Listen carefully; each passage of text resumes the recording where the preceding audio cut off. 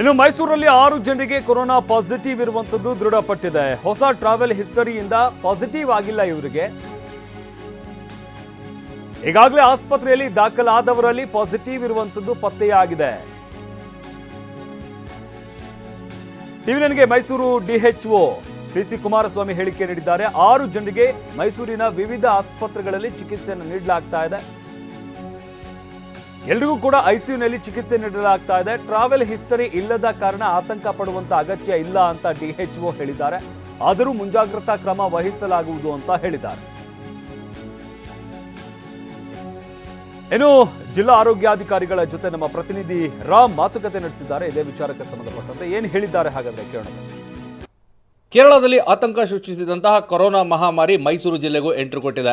ಒಟ್ಟು 6 ಜನರಲ್ಲಿ corona positive ಆಗಿದೆ. ಈ ಬಗ್ಗೆ ಮಾತಾಡಲಿಕ್ಕೆ ಮೈಸೂರು ಜಿಲ್ಲಾ ಆರೋಗ್ಯಾಧಿಕಾರಿ ಪಿಸಿ ಕುಮಾರಸ್ವಾಮಿ ಅವರು ನಮ್ಮ ಜೊತೆಗಿದ್ದಾರೆ. ಸರ್, ಈಗ ಕೊರೋನಾ ಮೈಸೂರು ಜಿಲ್ಲೆಯಲ್ಲೂ ಕಾಣಿಸ್ಕೊಂಡಿದೆ ಅಂತೇಳಿ 6 ಜನರಲ್ಲಿ ಈ ಒಂದು ಪಾಸಿಟಿವ್ ಆಗಿದೆ ಅಂತ ಯಾರಲ್ಲಿ ಆಗಿರುವಂಥದ್ದು ಇದು ಅಂತ? ಈಗ ಪ್ರತ್ಯೇಕವಾಗಿ ಹೊಸದಾಗಿ ಕೋವಿಡ್-19ಗೆ ಸಂಬಂಧಪಟ್ಟ ಹಾಗೆ ಯಾವುದೇ ಟ್ರಾವೆಲಿಂಗ್ ಹಿಸ್ಟ್ರಿ ಇರತಕ್ಕಂಥದ್ದು ಅಂಥವರಲ್ಲಿ ಯಾವುದೇ ರೀತಿಯಾದ ಪ್ರಕರಣ ಕಂಡುಬಂದಿಲ್ಲ.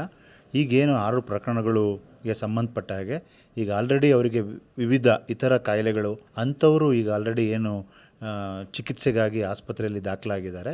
ಅಂಥವರಿಗೆ ಕೋವಿಡ್-19ಗೆ ಸಂಬಂಧಪಟ್ಟ ಹಾಗೆ ಪರೀಕ್ಷೆಯನ್ನು ಮಾಡಿದಂಥ ಸಂದರ್ಭದಲ್ಲಿ ಪಾಸಿಟಿವ್ ಬಂದಿರತಕ್ಕಂಥದ್ದು ಈ 6 ರೋಗಿಗಳನ್ನು ಗುರುತಿಸಲಾಗಿದೆ. ಈಗ ಸಾಮಾನ್ಯವಾಗಿ ಮೊದಲನೆಯಲ್ಲಿ, ಎರಡನೆಯಲ್ಲಿ, ಮೂರನೆಯಲ್ಲಿ ಸಾಕಷ್ಟು ಸಾವು ನೋವುಗಳು ಸಂಭವಿಸಿತ್ತು. ಈ 6 ಪ್ರಕರಣಗಳಲ್ಲಿ ಗಂಭೀರವಾದಂತಹ ಪ್ರಕರಣ ಇರುವಂಥದ್ದು ಅಥವಾ ಸಮಸ್ಯೆ ಉಲ್ಬಣ ಆಗಿರುವಂಥದ್ದು ಯಾವ್ದಾದ್ರು ಇದೆಯಾ? ಅಲ್ಲ, ಈ 6 ಪ್ರಕರಣಗಳು ಪ್ರತ್ಯೇಕವಾಗಿ ಹೊಸದಾಗಿ ಈ ಒಂದು ಏನು ರಿಪೋರ್ಟ್ ಆಗ್ತಾ ಇದೆ ಆ ವಿಷಯಕ್ಕೆ ಸಂಬಂಧಪಟ್ಟ ಹಾಗೆ ಪ್ರಕರಣಗಳಲ್ಲ. ಅದನ್ನು ಮೊದಲನೇದಾಗಿ ನಾನು ತಮ್ಮ ಮೂಲಕ ಸಾರ್ವಜನಿಕರಿಗೆ ಖಾತ್ರಿ ಮಾಡಲಿಕ್ಕೆ ಇಚ್ಛೆಪಡ್ತೇನೆ. ಹಾಗೆ ಮುಂದುವರೆದು ಕೋಮಾರ್ಬಿಡ್ ಕಂಡೀಷನ್ಸ್ ತಾವು ಹೇಳಿದಾಗೆ ಇತರ ಕಾಯಿಲೆಗಳು ಶ್ವಾಸಕೋಶಕ್ಕೆ ಸಂಬಂಧಪಟ್ಟಾಗೆ ಈಗ ಆಲ್ರೆಡಿ ಏಜ್ ರಿಲೇಟೆಡ್ ಡಿಸೀಸಸ್ಸು, ವಯಸ್ಸಿಗೆ ಅನುಗುಣವಾಗಿರತಕ್ಕಂಥ ತೊಂದರೆಗಳಿರ್ಬೋದು, ಅಥವಾ uncontrolled diabetes, uncontrolled hypertension. ಒಂದು ಪ್ರಕರಣ ಪಾಯ್ಸನಿಂಗ್ ಇದೆ. ಬಿಕಾಸ್ ಆಫ್ ಪಾಯ್ಸನಿಂಗ್ ಅವರಿಗೆ ರೆಸ್ಪಿರೇಟರಿ ಫೇಲ್ಯೂರ್ ಆಗಿ ಅಡ್ಮಿಟ್ ಆಗಿದ್ದಾರೆ. ಅಂಥವ್ರಲ್ಲೂ ಸಹ ಕೋವಿಡ್-19 ಟೆಸ್ಟನ್ನು ಮಾಡಿದಂಥ ಸಂದರ್ಭದಲ್ಲಿ ಪಾಸಿಟಿವ್ ಆಗಿದೆ. 6 ಜನರನ್ನ ಪ್ರತ್ಯೇಕವಾಗಿ ಇರಿಸಿ ಚಿಕಿತ್ಸೆ ಕೊಡಿಸಲಾಗ್ತಾ ಇದೆ. ಐಸಿಯುಲಿದ್ದಾರಾ ಅಥವಾ ವಾರ್ಡ್ನಲ್ಲಿದ್ದಾರೆ? ಹೇಗಿದೆ 6 ಜನರ ಪರಿಸ್ಥಿತಿ? ಎಲ್ಲರೂ ಐಸಿಯು ಅಡ್ಮಿಷನ್ಸಲ್ಲಿದ್ದಾರೆ, ಆಸ್ಪತ್ರೆಯಲ್ಲೇ ಇದ್ದಾರೆ. ಬಟ್ ಸಿನ್ಸ್ ಅವರು ಕೋಮಾರ್ಬಿಡ್ ಇರೋದ್ರಿಂದ ಬೇರೆ ಈ ಥರ ಹಿಂದೆ ನಾವು ಕೋವಿಡ್-19ಗೆ ಸಂಬಂಧಪಟ್ಟಾಗೆ ರೆಗ್ಯುಲರ್ ಆ್ಯಕ್ಟಿವಿಟೀಸ್ ಏನು ಮಾಡ್ತಿದ್ವಿ ಅದನ್ನು ಯಾವುದನ್ನು ಮಾಡ್ತಾ ಇಲ್ಲ. ಅವರನ್ನೇ ರೆಗ್ಯುಲರ್ ಕ್ಲೋಸ್ ವಾಚಲ್ಲಿ ಸಂಬಂಧಿಸಿದ ಸ್ಪೆಷಲಿಸ್ಟು ಮತ್ತು ಅಡ್ಮಿನಿಸ್ಟ್ರೇಟರ್ಸ್ ನೋಡ್ತಾ ಇದ್ದಾರೆ. ಒಂದು ಕಡೆ ಟ್ರಾವೆಲ್ ಹಿಸ್ಟ್ರಿ ಇಲ್ಲದೆ ಇರೋದು ಒಂದು ರೀತಿಯಾದಂಥ ಆಶಾದಾಯಕವಾದಂತಹ ಬೆಳವಣಿಗೆ. ಆದರೂ ಸಹ ಕೇರಳದಿಂದ ಪ್ರತಿನಿತ್ಯ ಸಾವಿರಾರು ಜನರು ಓಡಾಡ್ತಾ ಇದ್ದಾರೆ. ಗಡಿ ಭಾಗದಲ್ಲಿ ಯಾವ ರೀತಿ ಕಟ್ಟೆಚ್ಚರವನ್ನು ವಹಿಸ್ಕೊಳ್ಳಲಿಕ್ಕೆ ಮುಂದಾಗಿದೆ ಜಿಲ್ಲಾಡಳಿತ?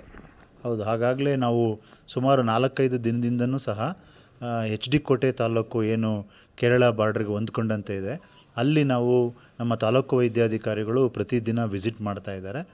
ಜೊತೆಗೆ ಅಲ್ಲಿರತಕ್ಕಂಥ ನಮ್ಮ ಫೀಲ್ಡ್ ಸ್ಟಾಫ್ PHCOs ಇರ್ಬೋದು, ಹೆಲ್ತ್ ಇನ್ಸ್ಪೆಕ್ಟರ್ಸ್ ಇರ್ಬೋದು, ಜೊತೆಗೆ ಆಶಾ ಕಾರ್ಯಕರ್ತೆಯರು ಪ್ರತ್ಯೇಕವಾಗಿ ಅಲ್ಲಿ ಹೌಸ್ ಟು ಹೌಸ್ ಆ್ಯಕ್ಟಿವಿಟಿಯನ್ನು ಮಾಡಿ ಸಾರ್ವಜನಿಕರಲ್ಲಿ ಅರಿವು ಮೂಡಿಸ್ತಕ್ಕಂಥದ್ದು ಮತ್ತು ಯಾವ ಗ್ರೂಪ್ ಆಫ್ ಪಾಪ್ಯುಲೇಷನ್ ಜನರು ಪಕ್ಕದ ರಾಜ್ಯಕ್ಕೆ ಹೋಗ್ತಾ ಇದ್ದಾರೆ, ಬಂದ ನಂತರ ಅವರಿಗೆ ಯಾವುದೇ ರೀತಿಯಾದ ರೋಗ ಲಕ್ಷಣಗಳು ಇದ್ದರೆ ಅಂಥವರಿಗೆ ಟೆಸ್ಟ್ ಮಾಡಿಸ್ಕೋಬೇಕು ಅನ್ನೋದ್ರ ಬಗ್ಗೆ ಅರಿವನ್ನು ಮೂಡಿಸ್ತಾ ಇದ್ದಾರೆ.